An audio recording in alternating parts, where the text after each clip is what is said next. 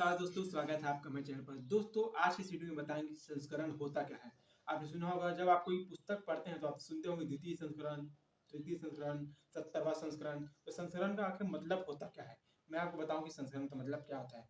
जब भी कोई नई बुक लिखी जाती है और बुक की छपाई की जाती है, यानी कि उसको प्रकाशित किया जाता है, तो प्रकाशित करने के बाद जैसे कुछ मात्रा में, जैसे 50,000 book, 70,000 book, 1 lakh book, 2 lakh book एक साथ प्रकाशित की जाती है।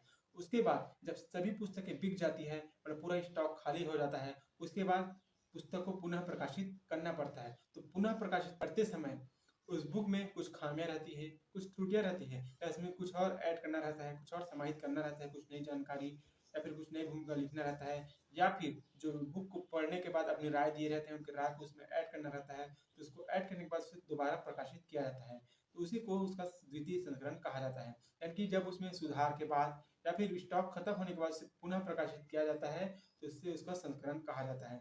आपने सुना होगा द्वितीय संस्करण, तृतीय संस्करण। इसका मतलब आप यहाँ मान के चलिए कि बुक प्रकाशित होने के बाद जितनी बुक छपी थी, जिसके 1 लाख 1.5 लाख, तो पूरी पुस्तकें बिक चुकी है।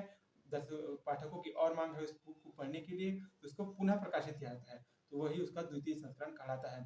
उसके बाद फिर से जब स्टॉक खत्म हो जाता है, तो उसके बाद उसे पुनः प्रकाशित किया जाता है, तो उसे उसका तृतीय संस्करण कहा जाता है। इसी तरह से जैसे जैसे स्टॉक खत्म हो जाता है, जैसे जैसे पाठकों की मांग बढ़ती जाती है, स्टॉक खत्म हो जाता है, उसे पुनः प्रकाशित किया जाता है दिन ब दिन, तो उसी को उसका संस्करण कहा जाता है। जैसे यदि बात करें, फॉर एग्जाम्पल हम लेते हैं एक पुस्तक, जैसे कि मैं लेता हूँ, आपको देखिए, ये गुनाहों का देवता आप पुस्तक दिखाई दे रहा होगा, देख सकते हैं।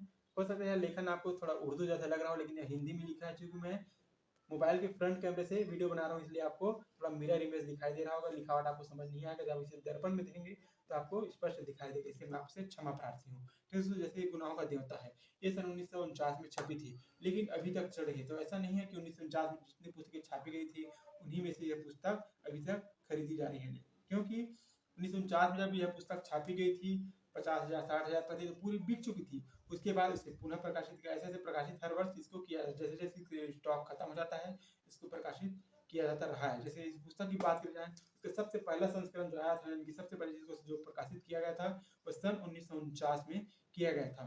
उसके बाद लगातार बैक टू बैक जैसे जैसे समय गुजरता गया, इसके अभी तक 70 संस्करण आ चुके हैं। सोच सकते हैं, इसको 70 बार प्रकाशित हो चुका है बुक, सुधारों के साथ और नए स्टॉक के साथ। इसका जो लास्ट संस्करण है, पिछले वर्ष सन 2021 में इसका लास्ट संस्करण आया था। तो सोच सकते हैं, इसी से इसका अंदाजा लगा सकते हैं कि अब कितनी प्रतियां, कितनी लाख प्रतियां इस बुक की बिक चुकी है।